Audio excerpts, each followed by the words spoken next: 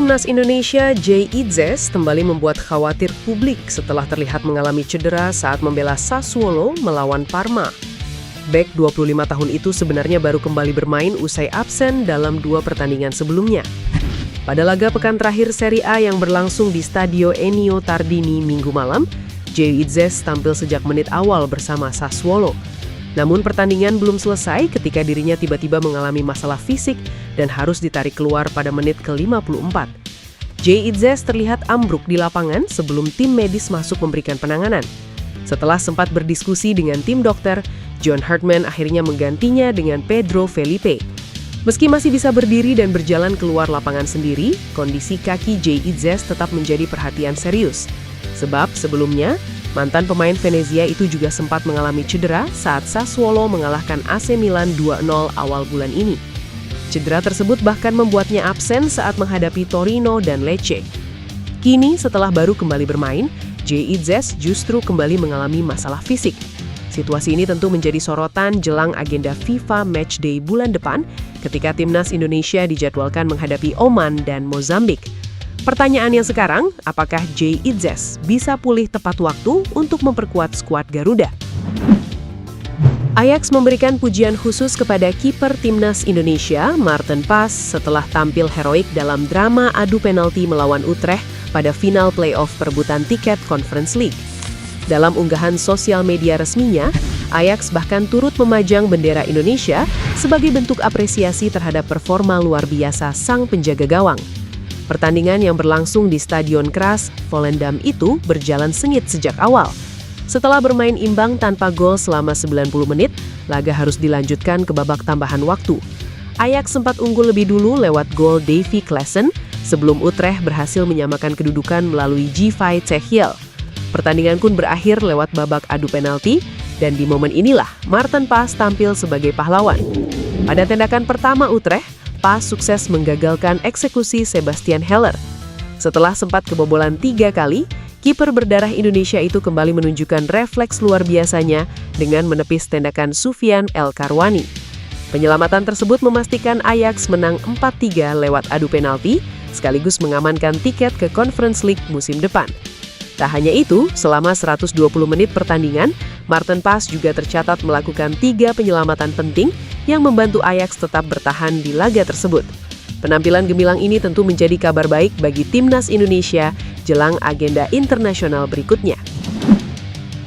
Bek Leeds United Pascal Struijk kembali menjadi perbincangan hangat di kalangan pendukung Timnas Indonesia.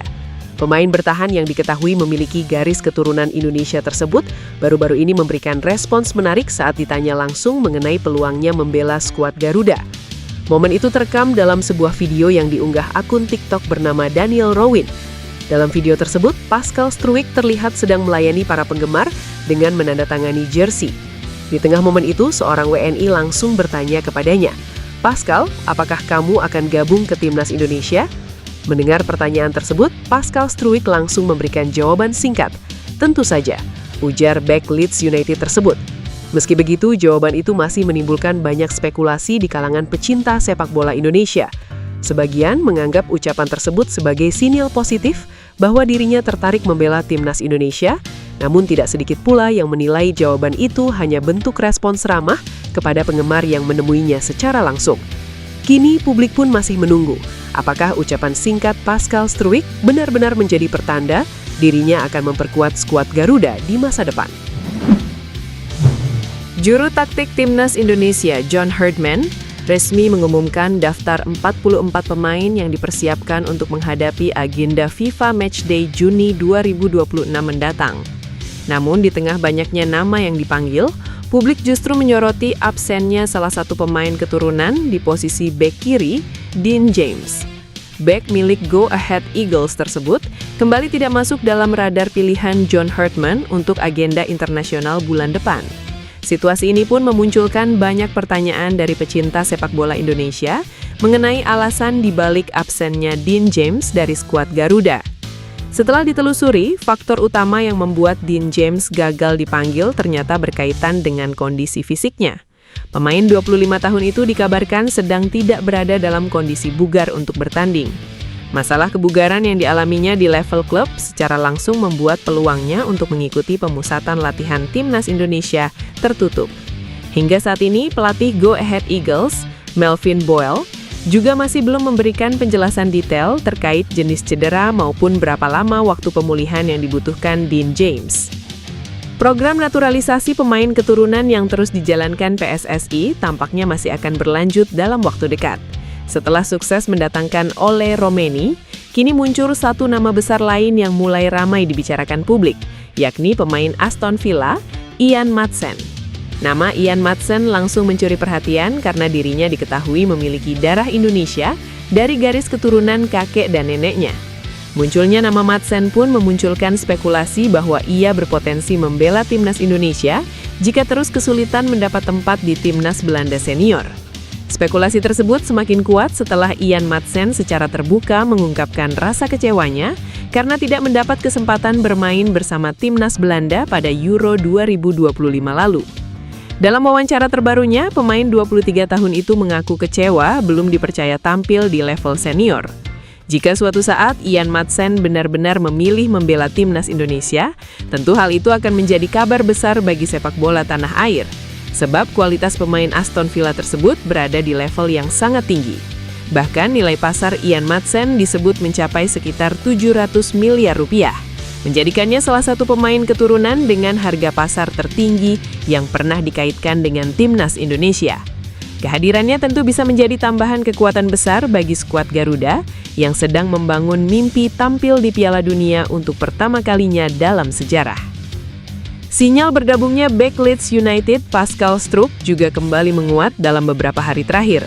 Hal itu dipicu oleh dua momen yang terjadi hampir bersamaan, yakni kunjungan mendadak asisten pelatih timnas Indonesia, Simon Grayson, ke Leeds United, serta unggahan terbaru dari Pascal Struijk di media sosial.